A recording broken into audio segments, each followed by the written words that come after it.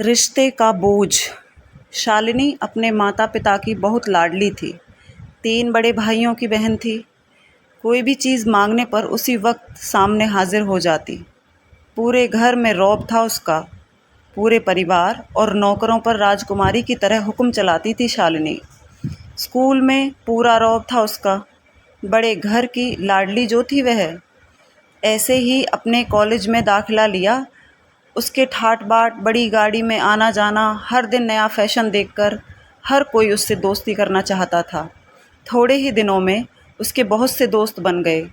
पूरे कॉलेज में अपनी एक अलग पहचान थी। इन दिनों उसके घर एक रिश्ता आया। ख़ानदानी लोग थे और पापा की पुरानी जान पहचान थी उनके साथ। शालिनी के साथ कोई ज़बरदस्ती नहीं थी, पर शालिनी ने फिर भी हाँ कर दी, क्योंकि वह अपने परिवार से बहुत प्यार करती थी। वह जानती थी कि वह लोग उसका अच्छा ही सोचेंगे। लड़के का नाम विकास था। विकास काफ़ी पढ़ा लिखा और समझदार लड़का था। ससुराल वाले भी बहुत अच्छे थे। ससुराल में शालिनी की जगह वैसे ही थी जैसी कि मायके में। कोई भी कार्य शालिनी की सलाह के बिना नहीं होता था। सबकी लाडली बहू बन गई थी वह। फिर उसके घर एक बेटे का जन्म हुआ। मोहित शालिनी को जान से प्यारा था। पोता पाकर ससुराल वाले तो फूले नहीं समाते थे। शालिनी कभी कभी सोचती कि उसकी किस्मत कितनी अच्छी है।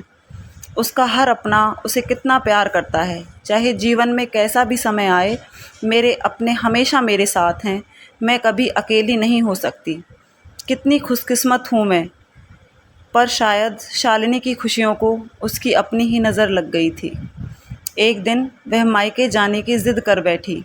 विकास को बहुत काम था, लेकिन वह फिर भी उसे ले गया। रास्ते में उनकी गाड़ी अन्य गाड़ी से टकरा गई। शालिनी, विकास और मोहित बुरी तरह से ज़ख्मी हो गए। काफ़ी दिनों के इलाज के बाद विकास और मोहित तो ठीक हो गए, लेकिन शालिनी पूरी तरह से ठीक ना हो सकी। सर पर चोट लगने के कारण वह अपनी आँखों की रोशनी खो बैठी। अब शालिनी की किस्मत जैसे उल्टे पाँव चलने लगी। मायके वाले कुछ दिनों तक तो उससे मिलने आते रहे, फिर कभी कभार फ़ोन ही करके पूछ लेते थे अब कैसी हो। धीरे धीरे ये सिलसिला भी कम हो गया। ससुराल वालों की सहानुभूति भी कम होने लगी। घर में किसी को पास बैठने के लिए भी कहती तो जवाब मिलता बहुत काम है, अब तुम भी हाथ नहीं बटा सकती। विकास भी चिड़चिड़ा हो गया था। बस मोहित ही था उसके साथ, जिसके साथ हंसते खेलते उसका वक्त गुजरता।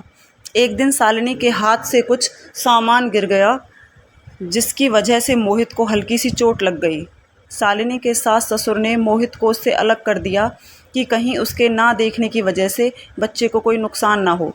शालिनी अंदर से टूट चुकी थी।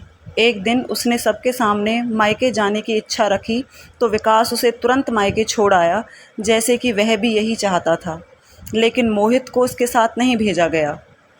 शालिनी कभी मोहित से दूर नहीं रही थी, पर अपनी कमी के कारण उसने ज़्यादा बहस नहीं की। शालिनी को लगा कि वह 3-4 दिन वहाँ रहेगी तो थोड़ा हवा पानी बदल जाएगा, क्योंकि वह कितने दिनों से बाहर नहीं गई थी। घर वाले भी इतने दिनों बाद उसे देखकर कितने खुश होंगे। शालिनी के घर पहुँचने पर सब कुछ बहुत खुश हुए। खाने में सब कुछ शालिनी की पसंद का ही बना था। उसने अपने मम्मी पापा और भाई भाभियों से दिल खोल कर बातें की। उनके छोटे छोटे बच्चे भी बुआ के साथ घुल मिल गए थे। रात को सोने के वक्त जब वह कपड़े बदलने लगी तो उसे पता चला कि उसका बैग तो बहुत भरा हुआ था। वह सब समझ गई। वह बहुत उदास हो गई। कुछ दिनों तक तो सब ठीक रहा, फिर जैसे सब बदलने लगा। सबका व्यवहार बदल रहा था। वह लोग जैसे थक चुके थे उससे। सब लोग घुमा फिरा कर पूछने लगे कि विकास कब आ रहा है उसे ले जाने।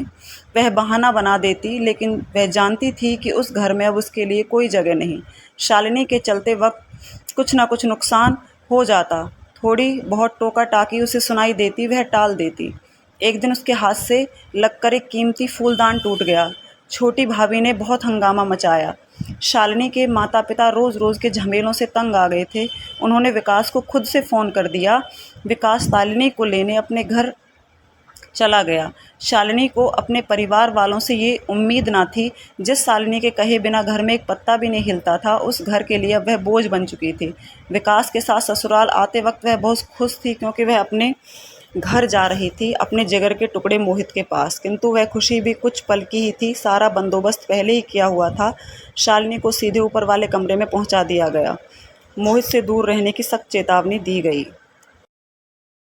काम वाली लता को उसकी जिम्मेदारी सौंपी गई, जो उसके खाने पहनने जैसी ज़रूरतों का ध्यान रखती। शालिनी ज़्यादातर चुप ही रहती, कभी कभी काम वाली लता से थोड़ी बतिया लेती। उसके ज़रिए मोहित को पता चल जाता सबकी लाडली बेटी और बहू सबके लिए लाडली से बोझ बन चुकी थी। धन्यवाद। Thanks for watching.